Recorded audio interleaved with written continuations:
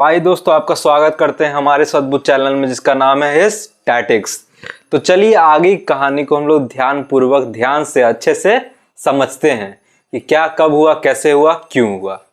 तो हम लोग चैप्टर पढ़ रहे थे फ्रॉम ट्रेड टू टेरिटरी, व्यापार से लेकर राज तक।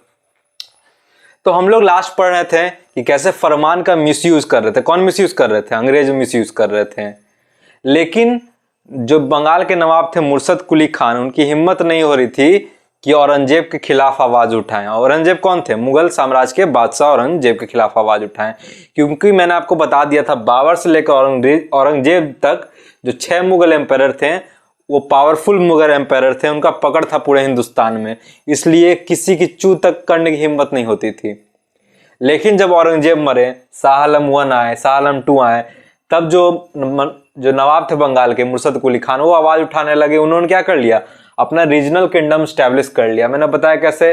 अब वो बोले बंगाल के नवाब तो हम हैं ही, बंगाल के कर्ता धर्ता मालिक राजा सब कुछ हम हैं, और बंगाल का कोई लेना देना नहीं आपके मुगल साम्राज्य से। मतलब मुगल साम्राज्य में अब बंगाल नहीं आता है। उसी तरह हैदराबाद के नवाब ने वैसा किया, डिफरेंट नवाब ने ऐसा किया, और धीरे धीरे जो मुगल अंपायर है वो क्या होता गया?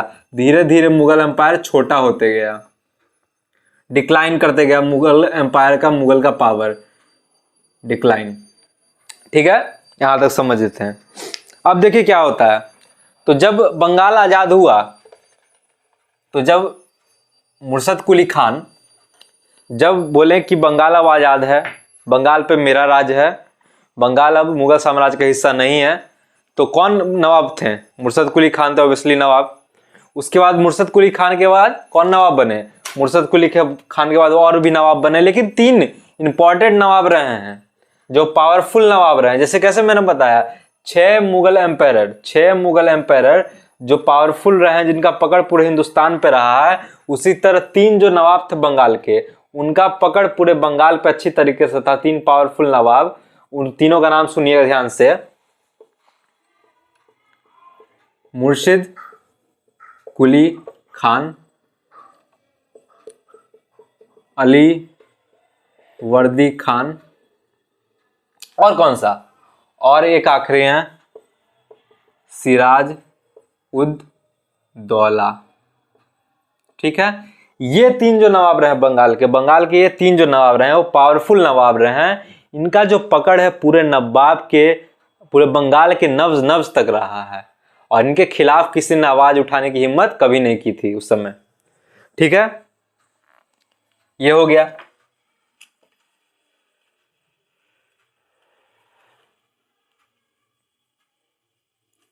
तो सिराज उद दौला जब नवाब बनते हैं बंगाल के, आजाद नवाब के जब बंगाल बनते, कौन? सिराज उद दौला।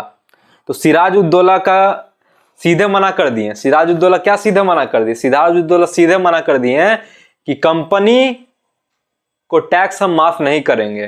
कंपनी के टैक्स माफ करने सीधे मना कर दिए। कौन? सिराज उद दौला। वो बोले आपको टैक्स देना पड़ेगा, और फरमान का वो कोई वैल्यू नहीं किए, क्योंकि औरंगजेब मर चुके थे। अब शाह आलम 1, शाह आलम 2 ऐसे ही कोई रूलर थे, मुगल एम्पायर थे, शाह आलम 2 थे शायद। तो सिराज उद दौला क्या कर दिए? रिफ्यूज टू एक्सेप्ट फरमान। ठीक है, सिराज उद दौला कह दिए कि ईस्ट इंडिया कंपनी अपने बिजनेस के लिए पर्पज से भी अगर कोई सामान खरीदना चाहे तो बेचना चाहे तो उनको टैक्स देना ही पड़ेगा। फरमान का भी कोई कीमत नहीं। और अगर वो पर्सनल ट्रेड कर रहे हैं कर्मचारी कहाँ के? ईस्ट इंडिया कंपनी के, तब भी उनको टैक्स देना पड़ेगा। तो सिराज उद दौला सीधे मना कर दिए कि टैक्स तो आपको देना ही पड़ेगा, चाहे आप पर्सनल ट्रेड करिए, चाहे कंपनी की तरफ से ऑफिशियल ट्रेड करिए। तो पहला पॉइंट नोट कीजिएगा।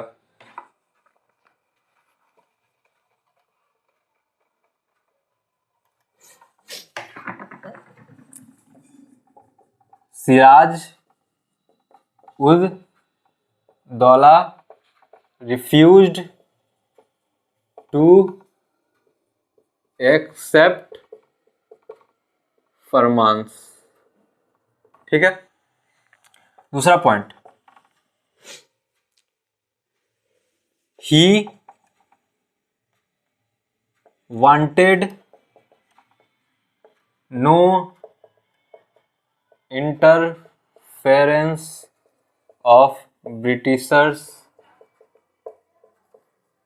इन हिज पॉलिटिकल अफेयर्स। सिराजुद्दौला क्या कहे? सिराजुद्दौला कहे कि आपका फरमान हम एक्सेप्ट नहीं करेंगे। आपका फरमान क्या करेंगे? हम एक्सेप्ट नहीं करने वाले हैं आपका फरमान। आप कोई भी फरमान लाइए, दुनिया कोई फरमान लाइए, हमको से कोई लेना देना नहीं है। हमको तो टैक्स चाहिए। आप सामान खरीदिए, सामान बेचिए, आपको टैक्स क्या करना पड़ेगा? देना ही पड़ेगा। हम कुछ नहीं जानते हैं।